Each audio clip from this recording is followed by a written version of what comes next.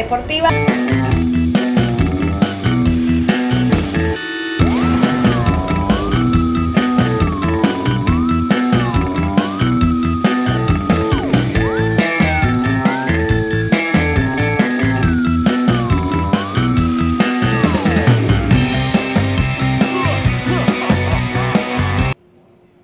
Muy buenas noches, un gusto tenerlos una vez más aquí en el programa de Zona Deportiva. Hoy domingo 14 de agosto me acompaña Francisco Gómez, locutor deportivo de Radio 106.9. Francisco, buenas noches, un gusto que nos acompañe aquí en el programa de Zona Deportiva. Marlene, qué gusto, buenas noches, gracias a todos por estar en sintonía. Y acá estamos para hablar de deportes, qué bueno, me alegra. Bueno, empezando con la entrevista, cuéntenos cómo inició su carrera como narrador deportivo. Bueno, qué bueno que es la fácil, porque está bien complicada. ¿Será que nos alcanza una hora? Bueno, mi carrera como locutor deportivo comienza con una invitación que me hace el periodista deportivo Mauricio Herrera, que era el director de deportes de Radio Maya Visión a finales de 1998. Me hace una invitación, yo ya hacía radio y me invitó a que comentara el fútbol español, pero que no iba a hablar ni del Real Madrid ni del Barcelona.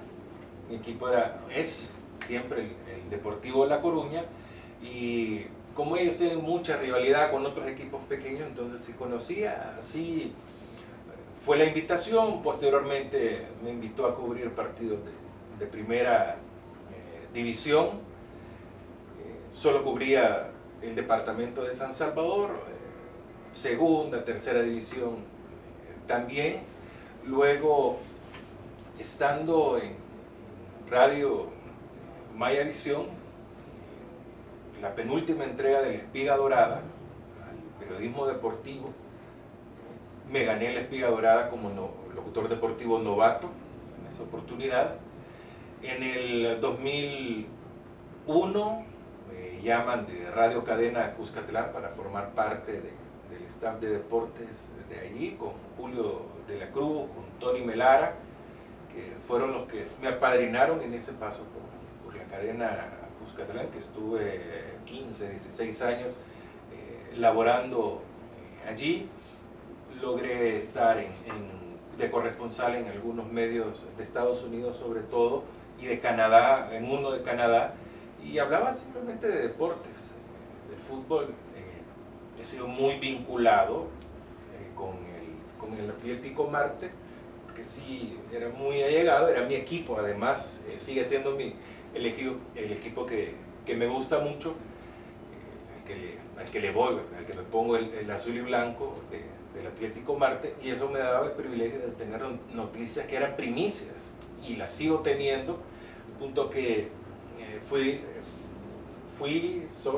sin duda seguiré siendo directivo del Atlético Marte. Y muchos dicen, y no hay tráfico de influencia ahí, y dónde raya la ética, termina en la función de directivo y de periodista deportivo.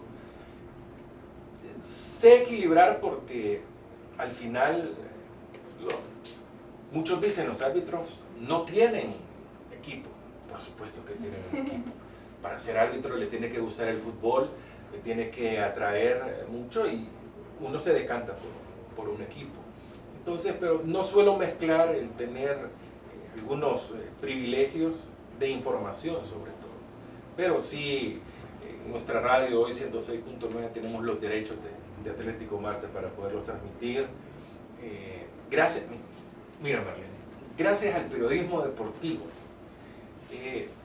he logrado conocer, a mi criterio, en su momento, al mejor árbitro del mundo, Javier Castrilli, a jugadores, al mejor jugador de la historia del mundo, con Diego Armando Maradona. He podido compartir, estoy hablando de fútbol, porque si nos vamos a otros deportes, he tenido la oportunidad también de compartir con muchos. He podido visitar países, he ido a coberturas de eventos deportivos internacionales, y eso le da a uno un bagaje y una experiencia que después uno lo va compartiendo con toda toda la audiencia, con colegas que están metidos también en el periodismo deportivo. Yo sí me considero periodista deportivo, pero todavía de la vieja escuela. Yo aprendí a instalar consolas, a ver, en aquella época, eso de transmitir desde un teléfono celular era impensable.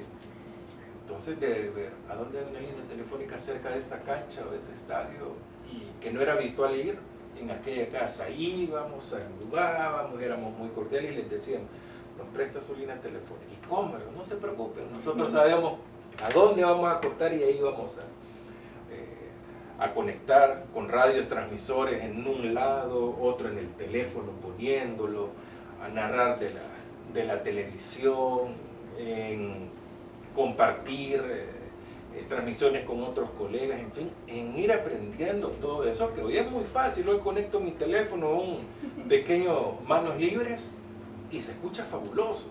Lo hacemos por redes sociales o por WhatsApp, Signal, Telegram, y se escucha fabuloso. Pero en aquella época no, a conectar los grandes cantidades de cables del micrófono y que esto te diera un mejor sonido. En fin, esa escuela te hace de que uno se pueda adaptar en cualquier lado, que uno sabe qué hacer, cuándo callarse, cuándo hablar, cuándo el micrófono falla, dónde tocar, en fin, todas esas cosas que sí le dieron. Tuve el gusto en muchos años también ser uno de los periodistas deportivos de planta de la Federación Salvadoreña de Atletismo. Me dieron la oportunidad de poder entrevistar en ese momento al presidente de la Asociación Internacional de Atletismo, a Amadeo Francis. Tuvimos varias conversaciones. Tuve cobertura bastante de béisbol y de baloncesto, que me hice de muchísimos amigos ahí también, y aprender. Y después nos tocaba también compartir el aprendizaje, porque lastimosamente en nuestro país la mayoría nos dedicamos casi que exclusivo al fútbol, pero no nos aprendemos los demás deportes. Sí tuve esas oportunidades, que el periodismo deportivo hace también que uno tenga muchos contactos con todo tipo de personas, y estas personas más adelante uno se las encuentra. Y yo le digo, le pongo un ejemplo vago. Yo fui a muchas coberturas de partidos donde un jugador de Alianza y después de Atlético Marte, Nelson Saúl Mauricio, me hice muy amigo, porque iba a muchas coberturas donde él estaba. Y conocí a su hijo. Hoy entrevisto al hijo, que hasta seleccionado es también. Entonces poder decir, yo a tu papá lo entrevistaba, yo critiqué a tu papá, después me toca entrevistarlo a él, conversar, tener una relación más íntima, podríamos decir. Creo que esas son claves dentro del periodismo deportivo. Así es, como ya mencionaba, en esta área de comunicaciones deportivas se conoce a mucha gente y son muchas las experiencias. ¿Cuál fue en este caso su experiencia al narrar su primer partido? ¿Quiénes fueron los equipos? Fíjese que ahí sí soy malo para la memoria. Sé que fue mi primer partido en cobertura, fue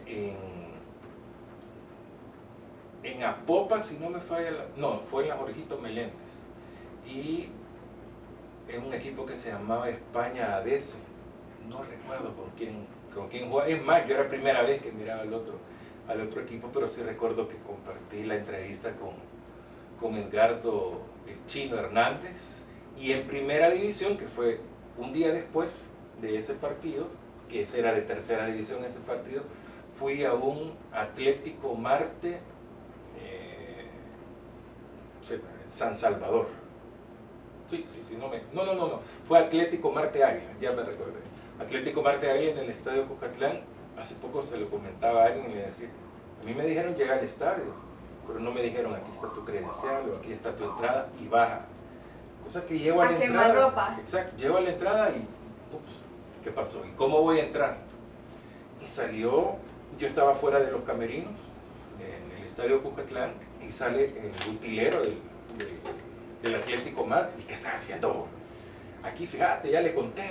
Ah, vaya, pero ¿y qué haces afuera? Es que no me dieron entrada. Ah, no te preocupes, venite, me dijo.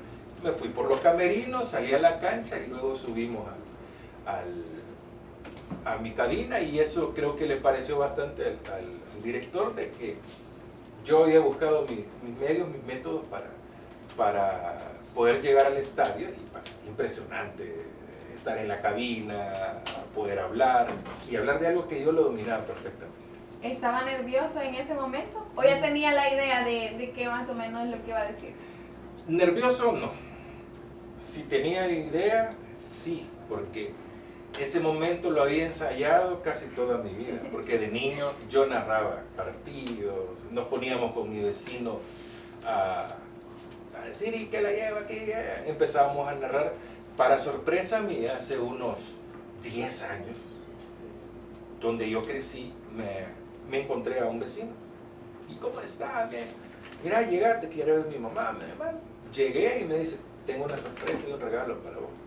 Él había grabado al hijo de él y a mí narrando un partido. Tenía como 6, 7 años. Me emocioné mucho porque había una evidencia de que desde muy pequeño sí me gustaba. Por lo tanto, ya sabía qué decir.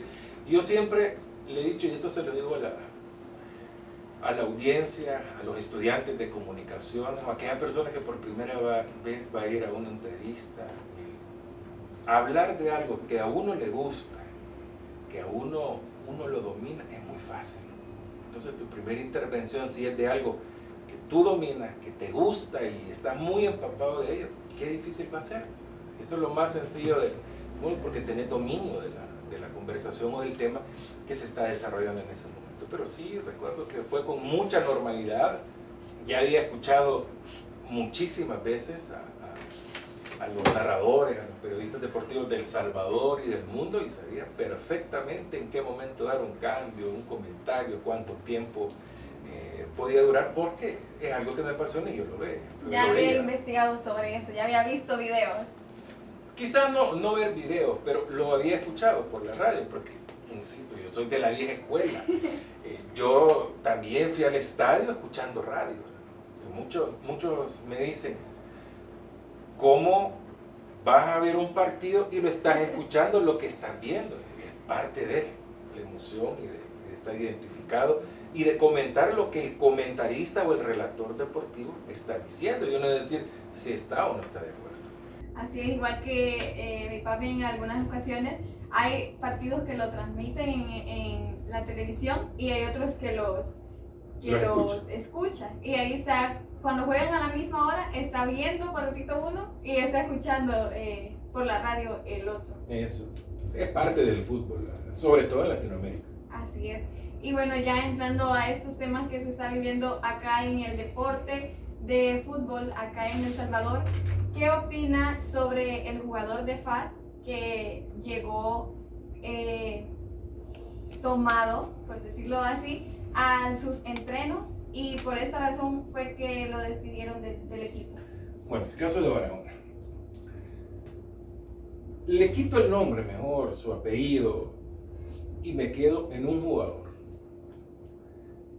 La disciplina que debes de tener no solo un jugador, sino que en la vida, tu trabajo, porque es el trabajo de ellos al final, es muy importante.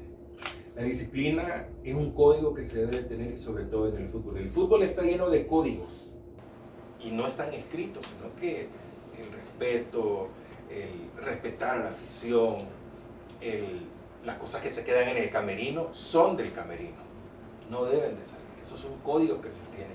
El respetar a un compañero de profesión, y el respetarlo es llegar con sus 5 sentidos, no romper las reglas que hay. Yo nunca he estado de acuerdo con jugadores que lleguen borrachos, drogados, que lleguen tarde a los entrenos, que sean irresponsables. Hay una práctica más común que llegar emborrachado o endrogado a un entreno o a un partido. Son los famosos mascones, que le pagan a un jugador 20, 30 dólares por ir a jugar a una colonia, a un torneo, y se lesionan. Y el culpable en esa lesión, el que tiene que pagar, es el club. Esa es parte de una disciplina que se debe tener. Considero que esta práctica no es solo de este jugador, la hacen muchos. Que hay equipos que son más estrictos que otros, eso es diferente. Hoy con el tema de las redes sociales, a cualquiera le toman una fotografía en un bar, en una tienda, en una esquina, echándose un macón, saliendo de una fiesta a altas horas de la madrugada y el siguiente día hay un partido. Creo que la Junta Directiva del Club Deportivo FAS hizo lo idóneo, lo expuso y lo pone de ejemplo, uno en su equipo. Y ese ejemplo lo pueden retomar otros equipos de cualquier categoría de nuestro país. El saber de que este respeto a tu profesión, a tus compañeros y sobre todo a la afición afecta. ¿Quién es valga la redundancia, el afectado directo? Es él y su familia. Porque él es un jugador, para empezar, insignia, un seleccionado nacional, alguien que debe dar un ejemplo.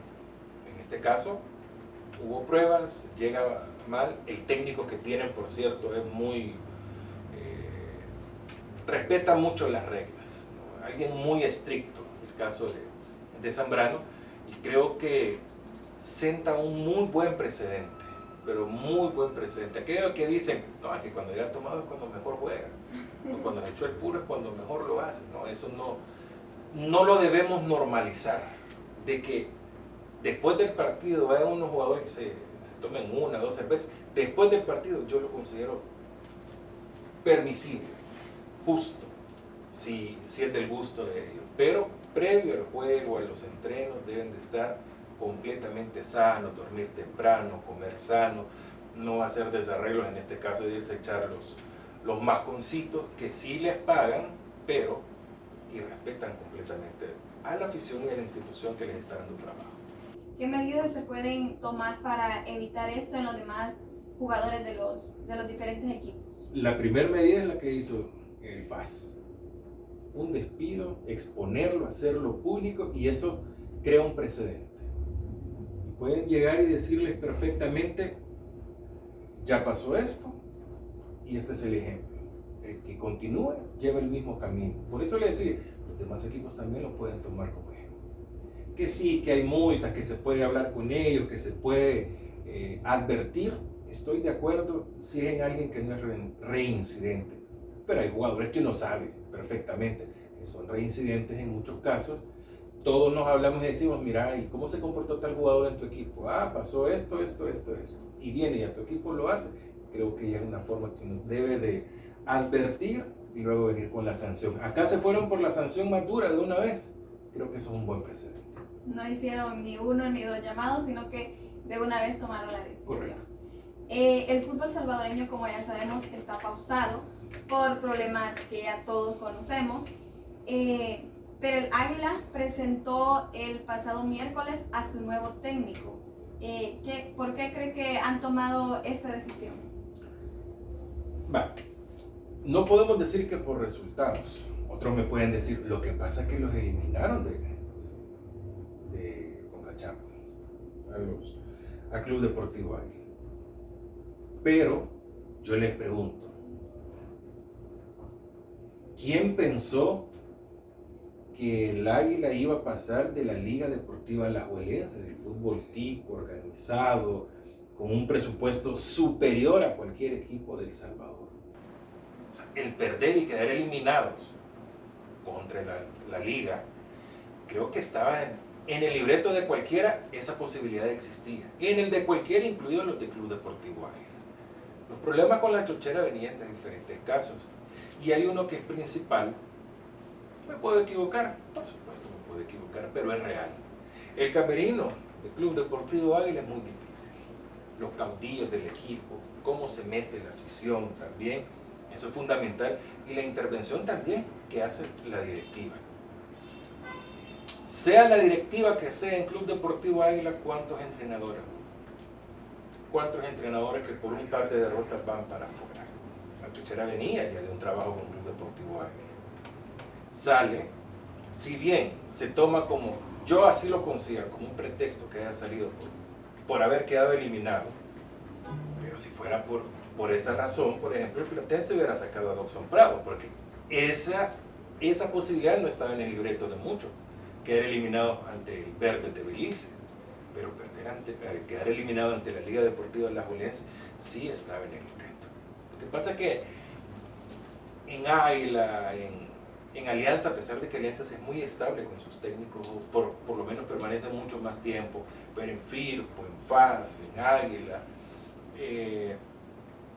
andan muchos queriendo meter a sus entrenadores, a los famosos contratistas, a los que están de intermediarios, y siempre están sacando, mira los errores a tal, mira esto, no metió a tal jugador, y si no los mismos jugadores que tienen una malísima costumbre, los entrenadores, son muy amigos de los jugadores, y son los confidentes de ellos, y son los que le están contando todo. Usted se imagina si un entrenador deja sentado a uno de los confidentes, empieza a decirle al dueño del equipo, pasa esto, mira, maltrata a fulano, hace esto, hace lo otro, y termina saliendo el entrenador en estos equipos, y viene el contratista y mete a un entrenador que ellos necesitan. Ahora ha venido alguien a vivir una nueva experiencia en El Salvador. Por primera vez en El Salvador Vini estará. Muchos dicen, se tiene que adaptar. ¿Cuánto cuesta adaptarse a un equipo? Conocer al equipo. ¿Quién lo va a guiar adentro de la institución? Los que sacaron a la chochera. Esos son los que lo van a guiar y ellos van a ser los próximos entrenadores dentro del equipo. En muchos programas deportivos también se escuchó de que el motivo por el que lo hayan despedido fue por los jugadores, porque ellos no, como que no se portaban bien, por decirlo así, con el técnico. Sí, es que eso le decía. Llegar a un entreno del Club Deportivo Águila es algo muy anormal en el fútbol salvadoreño, porque en los entrenos del Águila hay afición, siempre hay afición que está criticando, gritando, apoyando a sus jugadores, a su técnico, a su equipo. Ellos también tienen jugadores favoritos. ¿Se recuerdan del paso de Domizzi, que cometió el delito en Águila de sentar a Benji Villalobos? Se le fueron todos encima hasta que salió. No por esa razón, esa fue una de tantas razones, pero quizá de las más fuertes. El camerino del Águila, insisto, son grupos, y eso que hoy se ha venido renovando, pero siempre quedan los que aprendieron de los jugadores viejos, digamos, dentro del fútbol, que hacen sus grupos, que son los que en el entreno corren por último, son los que menos vueltas dan, hacen menos ejercicio físico, hacen menos fútbol, son los que le contestan al técnico, los que se molestan si no hacen los cambios que ellos dicen, porque los han sacado a ellos, porque los cambiaron de posición. Es un Club Deportivo Águila, si pasa, les decía, pasa en Firpo, pasa en Club Deportivo FAS, en Alianza se pueden ver qué jugadores dominan, aunque insisto, Alianza es un poco más estable con sus técnicos. Las razones por las que se dan son un poco diferentes, pero en Águila, y si a eso, insisto, en Águila le agregamos la afición, le agregamos que los directivos hay en San Salvador, hay en San Miguel, estos se meten, estos le preguntan a este, al otro, la afición le toma fotos a todos y los jugadores más inteligentes se toman fotos con la afición en los centros comerciales, en las colonias, en las fiestas, y ellos crean un contacto con ellos que al final son los que los vienen defendiendo. ¿Qué significa fuerza viva del fútbol? ¿O para usted cuál es el significado? Conozco que las fuerzas vivas se han autodenominado a las estructuras del fútbol. Primera, segunda, tercera división y las alfas. Quiero ver cómo lo explico. Las fuerzas vivas, insisto, se autodenominan. Pero ¿qué autoridad tienen o qué representan? Creo que ninguna hasta el momento. Ellos, por ejemplo, la primera división nombró al ingeniero Monterrosa y Juan Pablo Herrera como representantes de la primera división ante quién lo vayan a hacer, porque no tienen ninguna legalidad estas asociaciones o fuerzas vivas. Si lo están haciendo por y para mejorar el fútbol, sacando los colores, sacando lo político, sacando los intereses personales o de cada institución, qué bueno. Pero la primera división está dividida, la segunda división medio dividida, La tercera división está dividida, las alfas están divididas. Casualmente los que piensan de una forma en cada categoría, de la misma forma en cada categoría, son los que conforman las fuerzas vivas. Los demás están expectantes viendo qué va a pasar.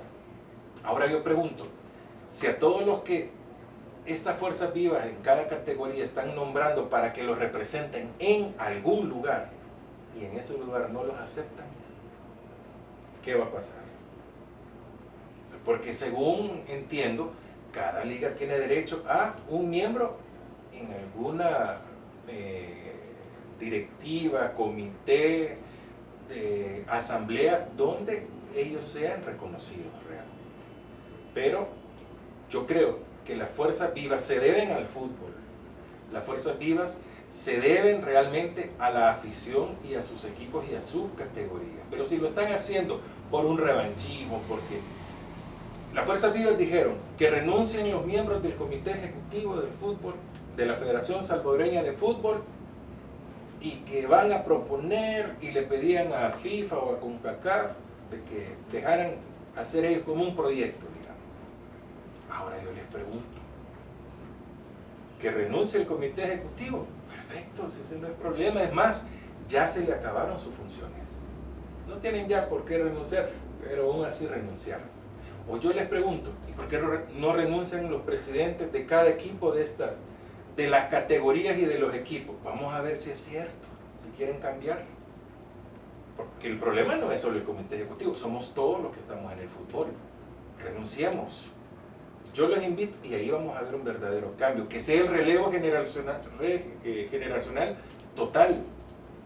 Ahí vamos a ver las cosas completamente diferentes. Vamos a ver si es cierto. Pero si yo quiero que usted, Marlene, renuncie para yo llegar a donde usted está, no es justo, ¿verdad? No soy transparente tampoco.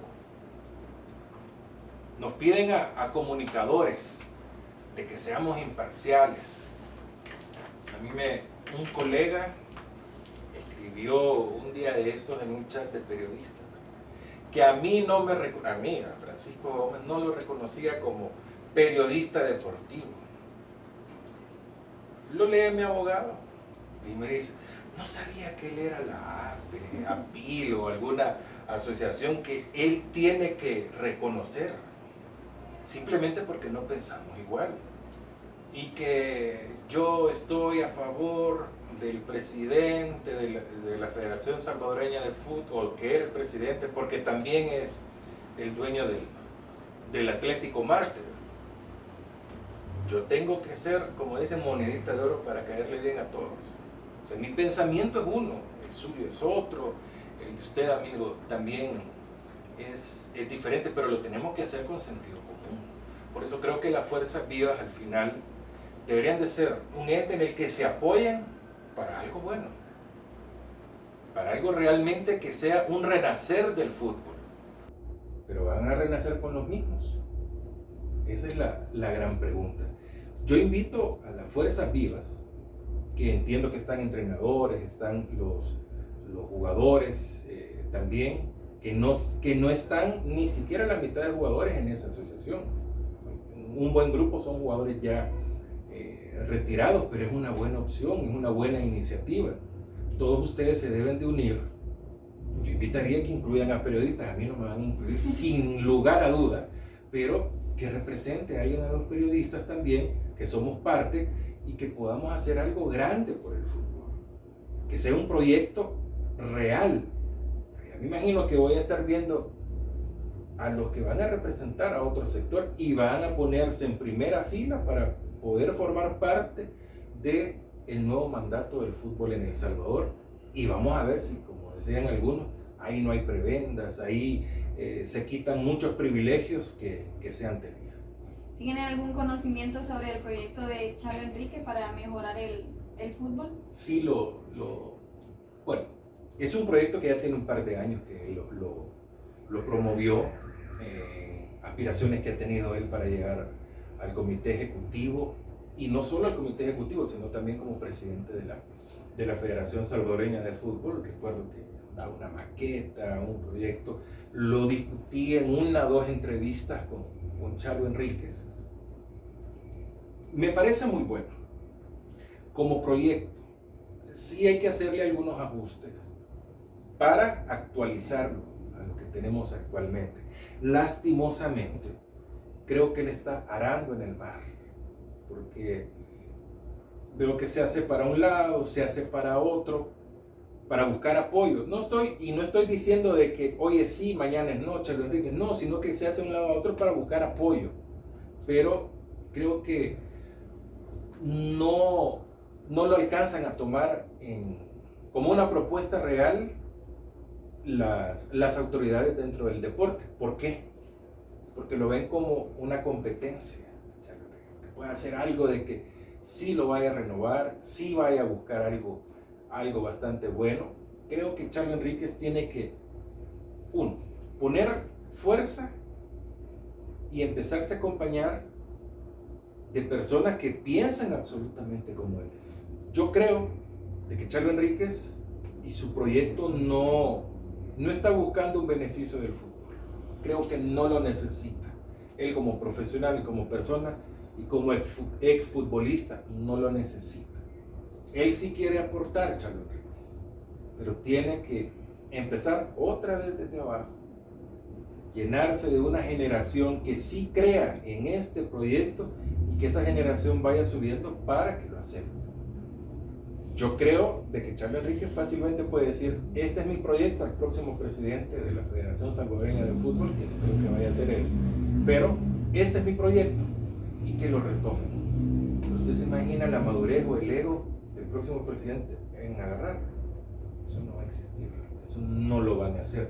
Creo que sí hay que tomar en cuenta o comenzarlo con alguna categoría del fútbol profesional del país y ahí implementarlo y tal vez se pueda retomar. Pero a mí sí me gusta, solo lo actualizaría y le recomendaría que se llene de personas, que sean unas nuevas generaciones que más adelante vayan a impulsar este proyecto. ¿Cuáles serían algunas de esas mejoras que usted menciona? Mire, yo creo que la principal tiene que ser la unificación real de la estructura. Pero ¿cómo la unificación? En estos momentos el comité ejecutivo, por decirle algo, tiene representantes de primera, segunda, tercera división y alfas. La asamblea general tiene representantes de primera, segunda, tercera división, alfas, uno de árbitros y uno de jugadores o entrenadores, no recuerdo, pero son 42. Pero que todos vayan a ir por un mismo bien, claro, escrito eso no lo puede hacer uno. ¿Cómo podemos buscar de que este grupo sí represente a cada sector del fútbol, pero que él, para empezar, no se separe del sector? Porque yo les digo, ¿dónde están los representantes de la primera división en el comité ejecutivo y cuántas veces ellos han luchado y propuesto en bien de su categoría? ¿Dónde? ¿Cuántas veces los recibe o ellos los visitaban a ustedes? Bueno, solo quedó uno ahora. Entonces creo que en el proyecto él puede buscar la forma en que no se separen. Eso es de relación interpersonal también, que no se separen. Pueden buscar también de que todos velemos por el fútbol en sí y que sea más participativo. Actualizarlo de la forma también en cómo la tecnología realmente nos va a ayudar al fútbol, al desarrollo, al monitoreo dentro del fútbol. Creo que esas partes sí se tienen que ir adaptando. Las llaves, muchos odian las llaves dentro de todas las estructuras que no permiten, pero creo que sí son muy necesarias, porque el vicepresidente quiere desbancar al presidente, el delegado quiere llegar a ser aquí y eso, lo otro. Esas cosas creo que nos tienen que ayudar, nos tienen que permitir a trabajar, que el de la primera división se va para el comité ejecutivo, estoy hablando, y esto a nivel de empleados también, que estos se van para allá. Si el de la federación va a una categoría, le cuenta todo lo que pasaba allá. No hay un código al trabajo dentro del fútbol. ¿Que eso esté en las manos de Charlo Enríquez? Por supuesto que no, pero creo que se puede hacer algo para ello. El equipo del Platense y Águilas ya fueron eliminados de la de la CONCACAF. ¿Por qué cree que al fútbol salvadoreño le cuesta ir a triunfar fuera de nuestras fronteras? Muchos dicen que media vez pasamos del río Pajo, del Huascorán, ahí ya somos internacionales, pero en el fútbol solo nos pasamos de ahí y ya perdemos. Creo que, uno, lo cultural. Nuestros estadios usualmente están vacíos. Tomamos que no llegan a la mitad de su capacidad usualmente en los partidos. Entonces no estamos acostumbrados a una presión. Yo siempre lo he dicho, no están acostumbrados los jugadores ni siquiera a saber tratar al árbitro, hacerse respetar sin gritos, sin insultos, sin imponerse y sin ser menos también. Nosotros afuera, en muchas oportunidades, yo digo, no nos vayamos a los equipos. ¿Por qué los jugadores nacionales se van en un torneo y regresan a El Salvador? Una gran mayoría, son muy pocos los casos que se logran quedar afuera del país porque no nos adaptamos, porque somos menos. Digamos, un jugador se va, no sale de su apartamento, de su casa de habitación en ese momento, porque no se adapta por las barreras del idioma, por su color de piel, por cualquier cosa, por lo cultural. Los equipos en nuestro país, a mí me sorprendió mucho, por ejemplo, que Platense quedara eliminado con el Verdes. Vi el partido de Verdes, en Belice, lo vi acá, y yo comentaba con lo que lo estaba viendo, Verdes no es un equipo que proponga mucho, son rápidos, sí me sorprende, y empiezan los pretextos. Lo que pasa es que la mayoría no eran de Belice, son extranjeros, pero no son extranjeros de gran nivel. Lo que pasa es que en El Salvador, nos ponemos en la cancha y somos el mejor equipo, de los mejores equipos del Salvador, pero en el terreno de juego ya, media vez comienza el partido, se empiezan a desinflar. No aguantamos los últimos minutos, nos perdemos. Eso nos pasa a nivel de equipo y a nivel de selección nacional ahora. Platense continúa siendo indescriptible para mí que haya quedado eliminado. Me dicen, no, si el FAS ya había perdido contra un equipo de Guatemala, de Nicaragua también. Pero lo del Verde fue algo para mí fuera de serie. Más un equipo tan organizado como Platense. Platense tiene mucho que enseñarle a los equipos de la primera división. Creo que Platense y Alianza son los más organizados en este país administrativamente. Pero el planteamiento, la desesperación, eso afectó al Platense. En el Águila, insisto, en el libreto de todos, el que el Águila quedara eliminado frente a la Liga Deportiva Alajuelense, sí estaba. En el Platense no, y no es que el Platense sea mejor equipo que el Águila. El rival del Platense era mucho menor que el del Club Deportivo Águila. Totalmente. Pero creo que si nos vamos a los presupuestos de los equipos, ¿cuánto vale la Liga Deportiva Alajuelense y cuánto vale Águila mensualmente su planilla? Probablemente en la Liga Deportiva Alajuelense tengan 2 jugadores que hacen toda la plantilla del Club Deportivo Águila en salario o en su valor comercial a nivel internacional. Creo que nos falta madurez y temple que los vengo a combinar realmente a la hora de estar en el terreno de juego. Falta demasiado un nivel de organización. No en todas las oportunidades se va en avión al otro país, se llega con tiempo, se adapta, no. Acá sacrifican al jugador 1 hora completa en transporte terrestre, llegar el mismo día a la ciudad donde les toque jugar, medio reconocer, o llegan una noche antes, reconocer el terreno de juego, entrenan, luego el descanso, luego el partido. No hay tiempo de recuperación. Que el futbolista profesional no tiene tiempo de recuperación, pero acá somos una liga semiprofesional, digamos, ya si nos vamos a las realidades. Llega Belice es cerca, pero váyase en transporte terrestre. ¿Qué se espera el próximo 17 de agosto que le toca jugar a la Alianza afuera? Tiene que pasar el Alianza sin problema alguno. Así se lo digo. Tiene que Alianza pasar, su plantilla es superior, su nivel de fútbol es superior, son equipos que están descansados, han tenido tiempo para planificar de gran manera. Verdes todo lo que tiene es ilusión, es emoción en estos momentos de que ya dejaron el Platense. Pero insisto, Alianza tiene que venir con el triunfo de Belice y aquí rematar completamente. No me cabe la menor duda. No, en mi guión no está que la Alianza ni siquiera empate uno de estos partidos. ¿Qué se debe de hacer o qué se debe de mejorar para que el fútbol cambie en la manera de que cuando salgan fuera de nuestro país puedan traer un triunfo? Tener un buen planteamiento, preparar a los jugadores psicológicamente, aunque sean equipos que han participado en selección, que han jugado algún torneo fuera del país, pero los tienen que preparar psicológicamente para saber qué representan sus colores, su país, qué es el trabajo que están haciendo. Pero hay muchos partidos que vemos que ni siquiera un buen planteamiento llevan. Entonces es desde la parte táctica donde no tienen absolutamente nada. Y que nos demos cuenta también la calidad de jugadores que tenemos dentro de cada equipo. Hay jugadores extranjeros en los equipos que no hacen ninguna diferencia.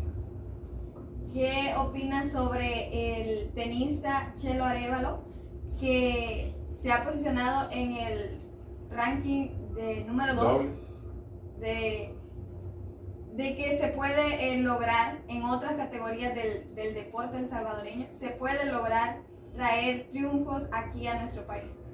Bueno, hoy toca hablar de lo bonito del deporte.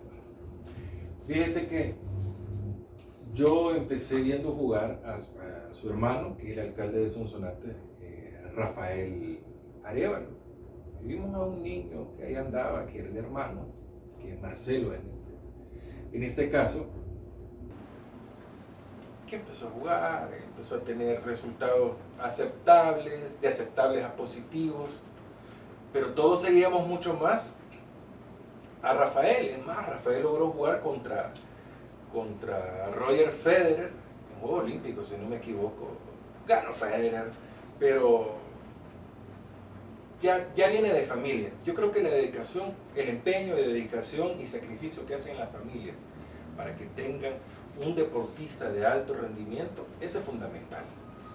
Se suele decir que los estados tienen que dar alto rendimiento a este tipo de atletas, indistinta categoría o deporte que ellos practiquen. Está bien. Pero el apoyo de las familias, yo no dudo que el tenis con Rafael y Marcelo ha sido un porcentaje grandísimo por su familia. Es un deporte caro, un deporte que se tiene que dedicar tiempo, su condición física, los conectes, digamos, que se puedan tener.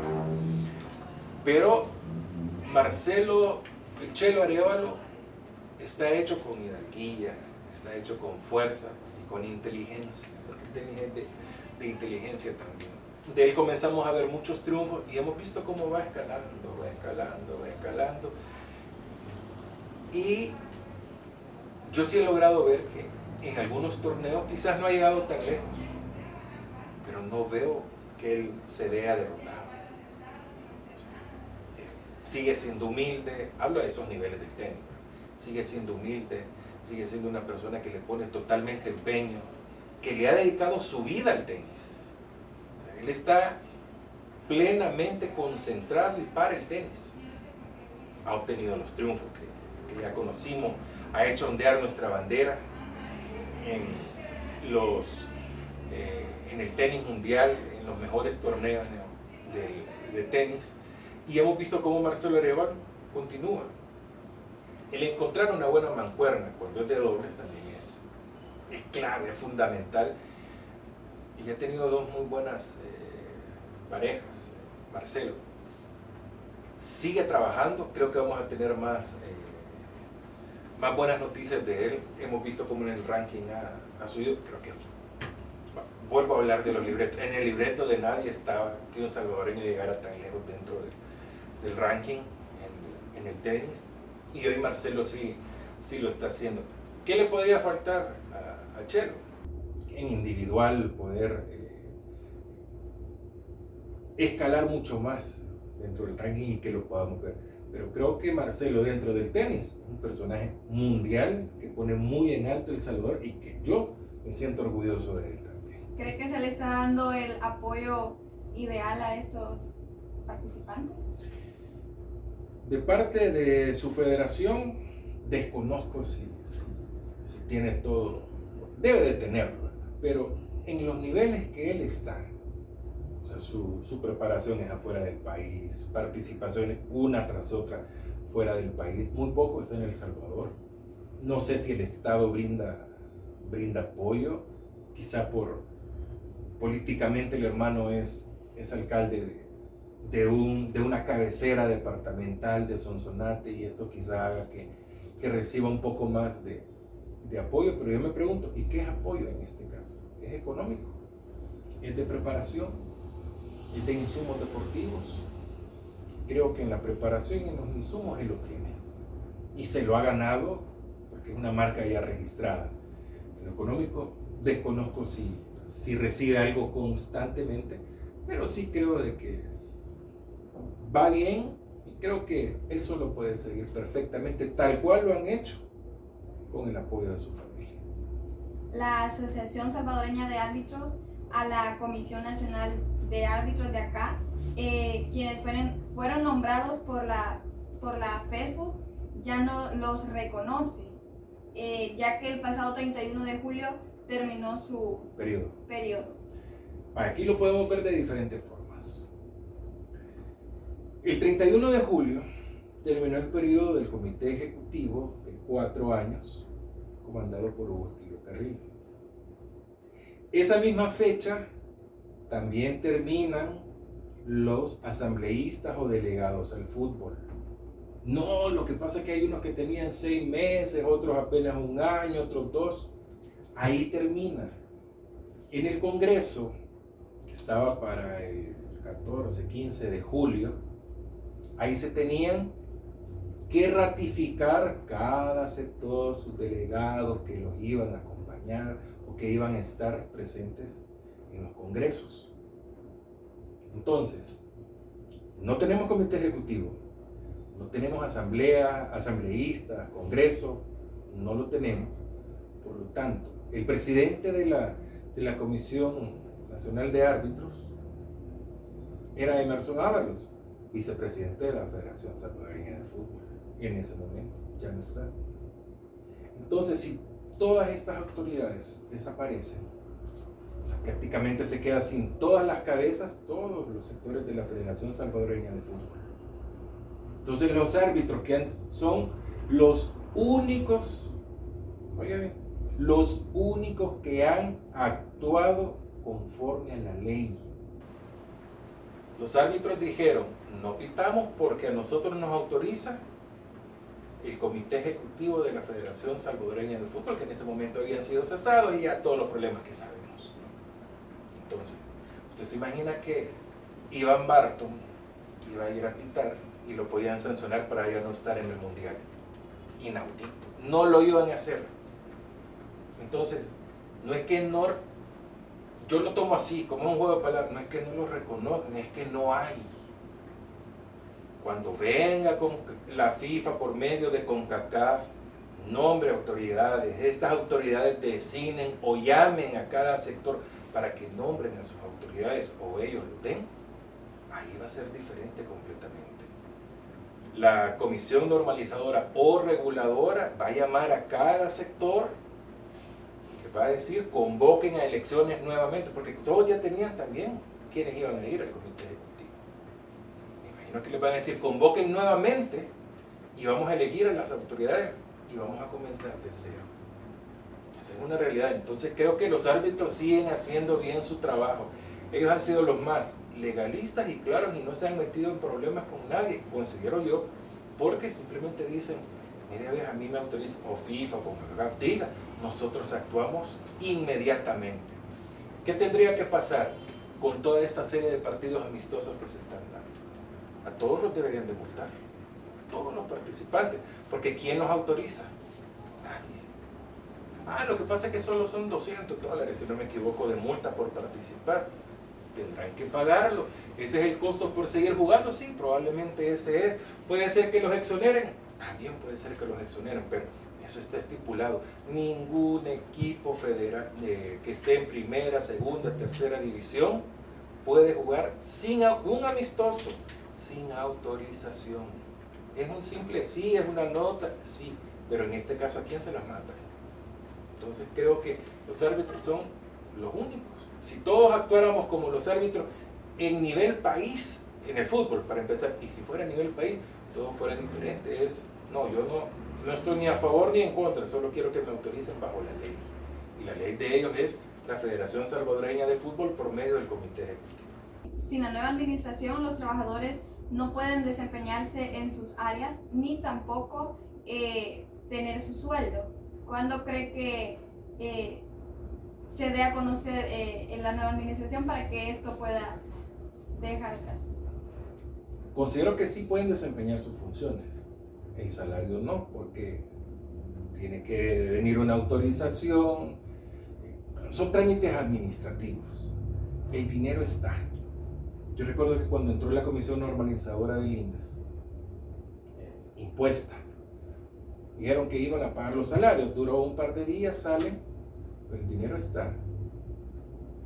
En esos momentos el Comité Ejecutivo, antes del 31 de julio, se podía habilitar para que pudiera pagar todos los salarios. ¿Qué culpa tienen los empleados de la Federación de Fútbol, indistinto posición o puesto que tengan, de este problema?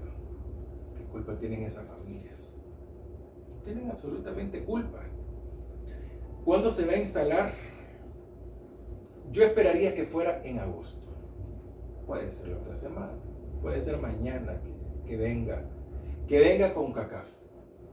Yo tuve el gusto de poder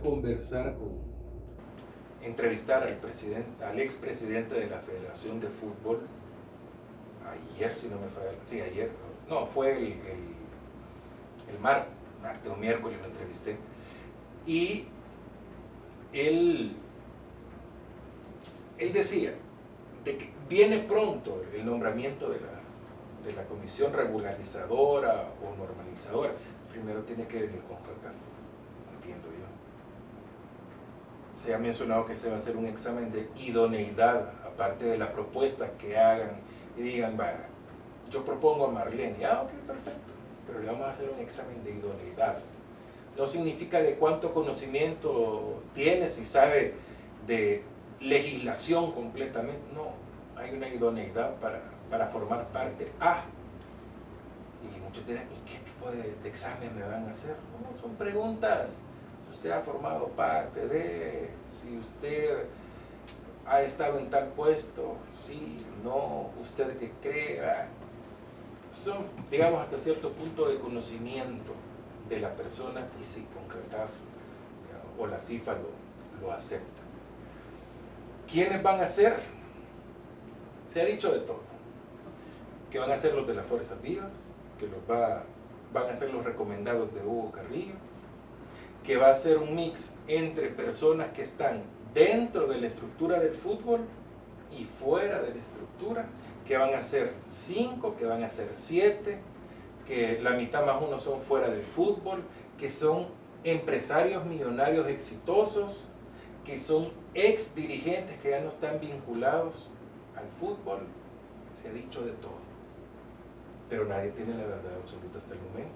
Hugo Carrillo mencionaba que va a ser muy pronto, que son personas idóneas, que él agradecido que no se haya suspendido el fútbol, que ha intervenido en bien por el fútbol, y que no se ha puesto en mal a nadie, sino que se quiere únicamente recuperar. Así que yo espero que sea este mes que se pueda conocer la posición de los que van a venir, de los delegados internacionales a nuestro país para rearmar el fútbol, que con el nombramiento de la comisión normalizadora, a pesar de que el INDES ha dicho que le va a dar sus credenciales, no significa que se va a homologar los estatutos o se van a adaptar los estatutos de FIFA o con la ley de FIFA con los estatutos. Se va a trabajar por unos nuevos estatutos que los tiene que aprobar FIFA, después tiene que ver acá en el país. O sea, no es que solo viene, se instala en la comisión y los problemas se acabaron. No, sea quien sea, los problemas van a continuar. Eso sí, vamos a tener un tiempo, una comisión normalizadora que entiendo no debería de pasar de 12 meses o un año, y que estos van a buscar el bien. problema es, ¿y si los que nombran no le aparecen alientas? Vamos a continuar con el problema. Si no les parece, creo que ahí sí viene la sanción, y va a ser una sanción bastante fuerte. ¿Va a ser igual que la de Guatemala? No. Guatemala fue sancionado por problemas internos. El Salvador es por intervención y por problemas de terceros. Entonces, ahí son los cambios que se dan, o los casos diferentes, tanto de Guatemala y El Salvador. ¿Puede la Asamblea Legislativa ayudar en esta situación? Totalmente. Yo creo que la Asamblea Legislativa es la que tiene realmente la varita mágica. Una sesión plenaria, una de emergencia o extraordinaria, no sé cómo le llaman, o el próximo martes, no, el martes sería, que reformen la Ley General del Deporte. Con una pequeña reforma de la Ley General del Deporte se pueden homologar los estatutos de la FIFA. ¿Cuáles son? Ellos lo saben perfectamente, se han reunido 5 veces. Entonces, en un acto de buena fe puede venir el presidente de la Asamblea Legislativa, uno de los poderes del Estado, el señor Ernesto Castro, y decir: convoco para punto único del fútbol y la reforma a la Ley General del Deporte. Y así como hemos visto, de que el Bitcoin cayó de la noche a la mañana sin mucho análisis, vimos que en una reunión de comisión una diputada dijo que si por favor le pasaban el documento por el que ella acababa de votar, si se ha llegado a ese punto, ¿por qué no podríamos llamar para que se discuta como punto único y hacerlo en menos de 1 hora? Creo que todos van a estar a favor. El pueblo se los va a agradecer, el fútbol se los va a agradecer y se va a acabar este problema. Y va a continuar el fútbol con normalidad, la fuente de empleo, lo que genera la paz, la alegría. Y van a decir: lo que pasa es que los estadios solo se van a golpear, ha habido muertos, heridos, sí, pero la alegría que representa el fútbol, la emoción que representa el fútbol. Usted se imagina, yo he visto casos y al final me causa gracia que convocan a un jugador de reserva al primer equipo. Van 6, 7 personas porque lo han convocado. Posibilidades de que juegue en ese partido no hay. Así se lo digo, no hay. Pero van partido a partido hasta que debutan. Y es un evento completamente. Entonces creo que la Asamblea tiene la varita mágica de hacer rápido ese problema y se acaba. Creo que en la cancha de ellos está la pelota siempre. Bueno, muchas gracias por ¿Se acabó? la información. Sí, se acabó el tiempo, miren. Pero ahí recuerden que en nuestras redes sociales puede dejar su pregunta y nosotros se las contestamos. Bueno, aquí se las contesta. Y bueno, muchas gracias por habernos acompañado el día de ahora, domingo. Y lo esperamos en una próxima entrevista. Cuando me invita aquí estamos. Gracias a Marlene por haberme invitado, a toda la audiencia que ha estado muy atenta. Muchas gracias. Y podemos seguir discutiendo, como decía Marlene, en las redes sociales y estamos a la orden. Gracias. Buenas noches. Así es, así que recuerde que nos vemos el próximo domingo a las 8 de la noche.